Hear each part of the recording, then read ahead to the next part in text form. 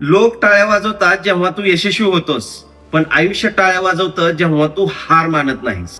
जो पुन्हा उठतो तोच जगाला काहीतरी करून दाखवतो, आणि जो पडतो, हारतो आणि तिथंच थांबतो तो कधीच आयुष्यामध्ये काहीच करू शकत नाही. आपण असं कधी म्हणत नाही की मला जमतंय. आपण नेहमी जमत का नाही याच्यावरती विचार करत बसतो. पण कधी असा विचार केला आहे का की जी गोष्ट मी करत आहे किंवा ज्या रस्त्याने मी चाललेलो आहे तो रस्ता बरोबर आहे का?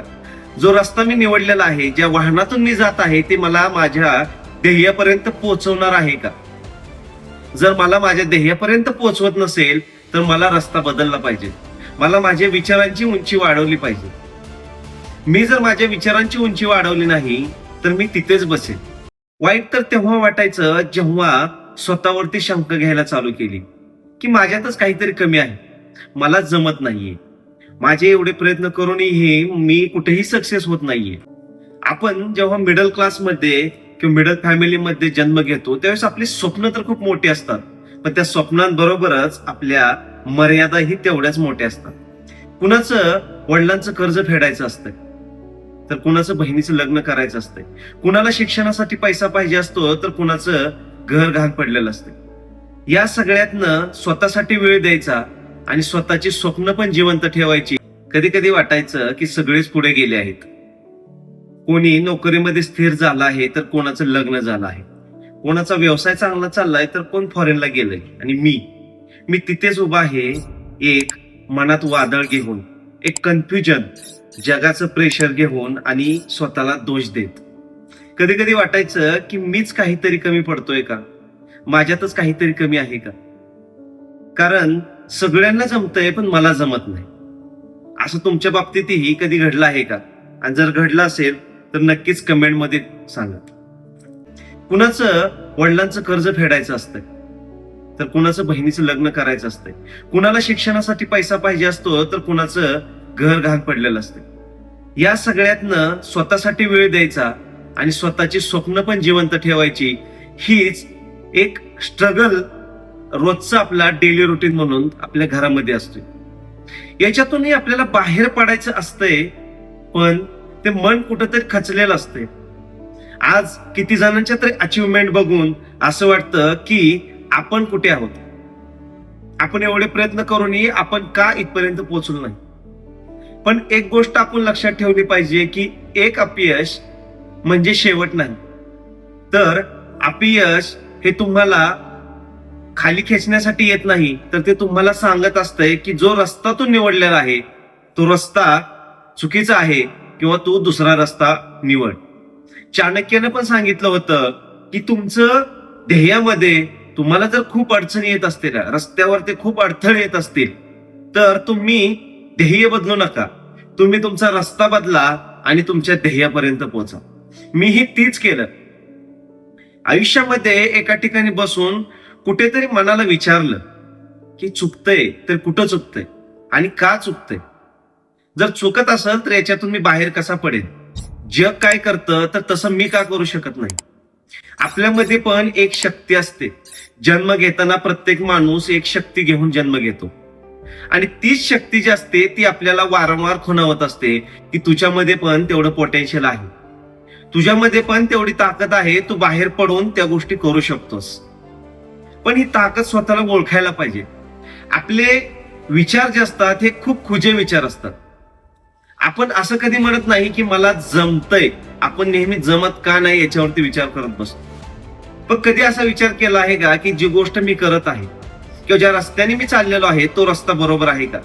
जो रस्ता मी निवडलेला आहे, ज्या वाहनातून मी जात आहे, ते मला माझ्या ध्येयापर्यंत पोहोचवणार आहे का? जर मला माझ्या ध्येयापर्यंत पोहोचवत नसेल तर मला रस्ता बदलला पाहिजे. मला माझ्या विचारांची उंची वाढवली पाहिजे. मी जर माझ्या विचारांची उंची वाढवली नाही तर मी तिथेच बसेल. आपल्या विचारांना वाव द्या, आपल्या विचारांमध्ये थोडीशी उंची वाढवा, नवनवीन विचार करा. असं कुठेही लिहिलेलं नाही की मिडल क्लास असेल किंवा आपली जी स्वप्न आहे ते स्वप्न पाहायची नाहीत म्हणून. स्वप्न जेवढे मोठे आहेत तेवढंच कष्ट पण मोठं असतं. आज आपण पाहतो इंस्टाग्रामवर, फेसबुकवरती अचिव्हमेंट बघतो आणि स्वतःला कोसत. ज्यांची अचिव्हमेंट आहे ती अचिव्हमेंट मिळवण्यासाठी त्यांनी रात्रीचा दिवस केलेला असतो या रात्र रात्र जागून काढलेले असतात किंवा कधी काळी ते एकटे बसून रडत बसलेले असतात. हे आपल्याला दिसत नाही. त्यांच्या यशाच्या पाठीमागचं जे संघर्ष आहे, जे स्ट्रगल आहे, तो स्ट्रगल पण आपण बघितला पाहिजे. आपल्याला जेवढं मोठं यश कमवायचं आहे, जेवढं मोठं ध्येय गाठायचं आहे, तेवढी मोठी किंमत पण आपल्याला मोजावं लागणार आहे. आपल्याला तेवढा मोठा कष्ट पण आपल्याला करावं लागणार आहे. तर असं बसू नका, स्वतःला कधीही कमी लेखू नका.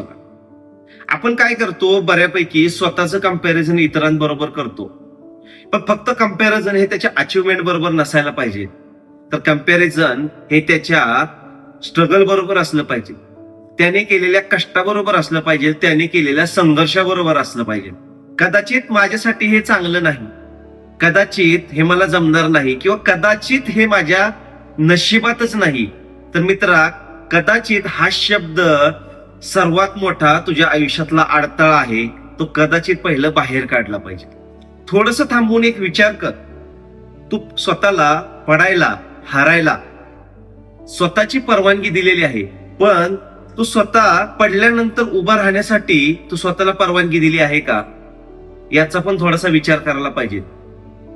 आपण ज्यावेळेस पडतो, हारतो, त्यावेळेस तिथून पुन्हा उभा राहणं आणि पुन्हा आपल्या यशाला गवसणी घालणं हे खरं सामर्थ्य. मीही कितीतरी वेळा पडलो, मीही कितीतरी वेळा हारलो, मीही कितीतरी वेळा रडलो, पण मी थांबलो नाही. पुन्हा उठलो आणि पुन्हा मी यशाला गवसणी घातली, पुन्हा प्रयत्न केले. पुन्हा हा शब्द खूप महत्वाचा आहे, कारण जो पुन्हा उठतो तोच जगाला काहीतरी करून दाखवतो. आणि जो पडतो, हारतो आणि तिथंच थांबतो, तो कधीच आयुष्यामध्ये काहीच करू शकत नाही. आज नाही जमलं चालेल, उद्या नाही जमल, नाही जमू दे, पण एक दिवस नक्कीच जमेल. आज लोक म्हणतील मागे पडलाय, लोक तुझ्यावरती हसतील, हसू दे. लोकांना तुला नावं ठेवतात, ठेवू दे, पण एक दिवस तुझ्यामध्ये अशी धमक पाहिजे की त्याच लोकांना तुझ्यावरती टाळ्या वाजवायला लावायला पाहिजे. तर तुझ्यामध्ये खरं सामर्थ्य आहे, तुझ्यामध्ये तेवढी पॉवर आहे. या पॉवरचा तू उपयोग करायला पाहिजे. तुला माहित आहे का की इतिहासातल्या प्रत्येक यशस्वी व्यक्तीच्या सगळ्यांच्या मध्ये एक कॉमन वैशिष्ट्य आहे, आणि ते म्हणजे कधीही हार मानली नाही. एक गोष्ट कायम लक्षात ठेव, लोक टाळ्या वाजवतात जेव्हा तू यशस्वी होतोस, पण आयुष्य टाळ्या वाजवतं जेव्हा तू हार मानत नाहीस. तू कोणाशीही तुलना करू नकोस, कारण तू एक युनिक आहेस. थोडं थांब, श्वास घे आणि स्वतःला सांग की अजूनही शर्यत संपलेली नाहीये, अजूनही मी संपलेला नाहीये. हे म्हणजे एक पुस्तकाचं थांबलेलं पान आहे, पूर्ण पुस्तक अजून बाकी आहे. मान्य आहे, हा काळ कठीण आहे, हा काळ तुला झगडवतोय, तुला संघर्ष करायला भाग पाडतोय, तुला रडवतोय, तुला हरवतोय, तुला पाडतोय, तुला मागे खेचण्याचा प्रयत्न करतोय. पण आज ज्या वेदना तुला होत आहेत, याच वेदना उद्या जाऊन तुला मजबूत बनवतील. एक दिवस तुझाही टाइम येईल ज्यावेळेस जग तुला ओळखेल, आणि ज्यावेळेस तू पाठीमागं बघशील आणि म्हणशील की हो, हे खूप अवघड होतं, हे मला जमत नव्हतं, तरी पण मी करून दाखवलं, उशीर का होईना. नक्कीच हा व्हिडिओ तुम्हाला प्रेरणादायी वाटला असेल. तुमची साथ सदैव माझ्या बरोबर राहो हीच अपेक्षा. धन्यवाद.